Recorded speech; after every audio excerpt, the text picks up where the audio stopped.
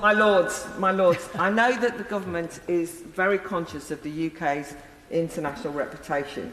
So I just want to know if there's any ministerial concern about the many free speech and civil liberties organisations around the world expressing shock about the degree of state-backed censorship being green-lighted in the wake of the riots. Because I think there is a worry that there's too easy a slippage and conflation between physical violence, which we can all condemn, and speech offences. The majority of people have not been incarcerated for incitement. They may have put bigoted memes that we can deplore, but nonetheless, people in the UK are being imprisoned, not for what they do, but for what they say.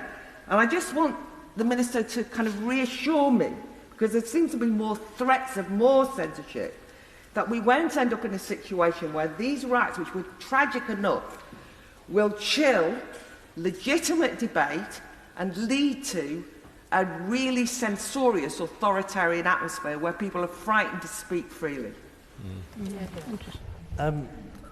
There is freedom of speech, and I made it very clear in the wake of the riots, people are entitled to criticise the UK government's asylum policy, immigration policy, entitled to criticise any aspect of UK government policy. What they're not entitled to do is to incite racial hatred, to incite criminal activity, to incite attacks on mosques, or to incite burnings or other criminal riotous behaviour. And that's the threshold. It's not a threshold of I don't like what they've said. There's lots of things I don't like that people have said.